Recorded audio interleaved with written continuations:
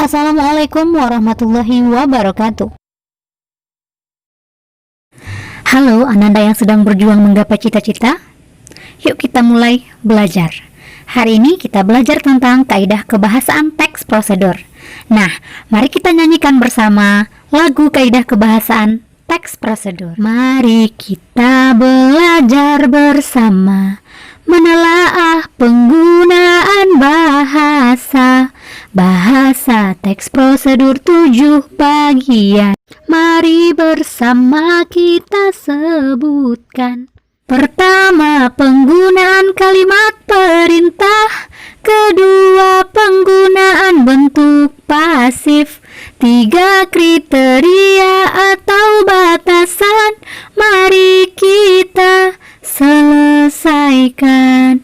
Penggunaan kata keterangan, cara, alat, dan tujuan.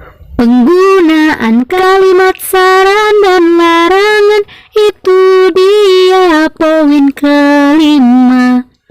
6, penggunaan kata hubung, pelesapan, dan kata acuan. 7, penggunaan akhiran i dan juga akhiran kan.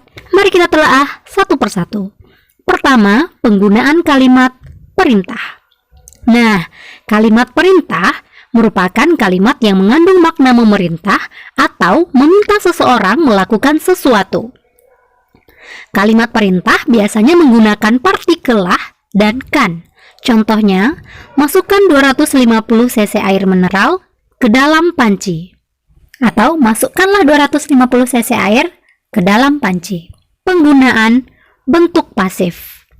Nah, bentuk pasif biasanya menggunakan awalan di dan ter. Contohnya, sebaiknya adonan yang sudah direbus didiamkan selama 2 jam. Didiamkan, awalannya di, bukan mendiamkan.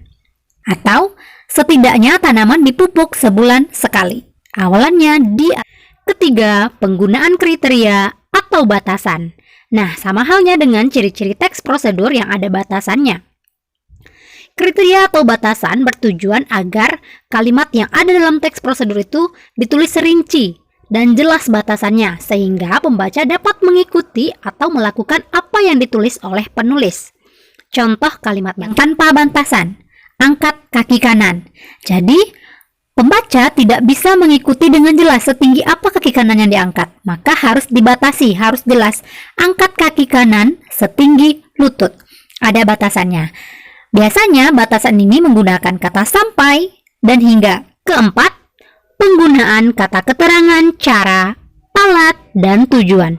Kata keterangan juga disebut dengan adverbia. Keterangan cara menunjukkan cara. Contohnya, bungkuslah adonan dengan rapat. Dengan rapat. Ikat tali rafia dengan cara menyilang. Cara menyilang. Kedua, keterangan alat. Ini menjelaskan alat yang digunakan. Lukis kain menggunakan canting. Canting merupakan alat yang digunakan untuk membatik. Jadi, untuk melukisnya kita menggunakan canting. Ketiga, keterangan tujuan. Nah, keterangan tujuan ini biasanya identik dengan adanya kata agar dan supaya. Pada contoh ini menggunakan kata agar. Tiuplah lilin malam tersebut agar tidak terlalu panas. Kaidah kebahasaan kelima, penggunaan kalimat saran dan larangan. Pertama, kalimat saran. Kalimat saran biasanya menggunakan kata sebaiknya, seharusnya, semestinya, hendaknya. Contoh, sebaiknya tambahkan baking soda agar adonan mengembang. Yang kedua, kalimat larangan. Kalimat larangan ini biasanya menggunakan kata jangan, hindari, jika tidak. Contohnya, jika kamu tidak melakukan secara perlahan, akan membahayakan otot leher. Kedua, ingat, jangan lakukan gerakan secara cepat. Kaidah kebahasaan keenam, penggunaan kata hubung, pelesapan, dan kata acuan. Nah, kata hubung disebut juga dengan konjungsi. Konjungsi pada teks prosedur biasanya berupa konjungsi waktu yang menjelaskan proses seperti setelah itu, kemudian, lalu, berikutnya, selanjutnya. Dan tahap pertama, kedua, ketiga, dan seterusnya. Contohnya, setelah selesai, bilas kain menggunakan air dingin. Kedua, pelesapan. Pelesapan merupakan penghilangan bagian kata atau kelompok kata, frasa, dalam suatu kalimat tanpa mengubah maksud dari kalimat tersebut. Contohnya, masak tepung dan santan selama 30 menit. Aduk terus tepung dan santan yang dimasak hingga mengental dan berwarna coklat. Nah, kelompok kata yang berwarna hitam itu bisa kita lesapkan atau kita hilangkan. Maka jadinya, masak tepung dan santan selama 30 menit, aduk terus hingga mengental dan berwarna coklat. Dengan penghilangan itu, maksud dari kalimatnya tidak berubah. Ketiga, kata acuan. Kata acuan ini berupa kata tunjuk. Bisa berupa ini, itu, tersebut. Contohnya, buatlah bentuk motif pada kain dengan mengikat uang logam. Rebus air dalam panci sampai mendidih. Basahi kain itu lalu buat motif dengan air bersih. Kata itu acuannya atau menunjuk kepada apa? Kain yang sudah diikat dengan uang logam. Terakhir, penggunaan akhiran i dan kan. Contoh akhiran i. Basahi kain yang sudah diikat dan buat motif dengan air bersih. Basahi. Kata dasarnya basah.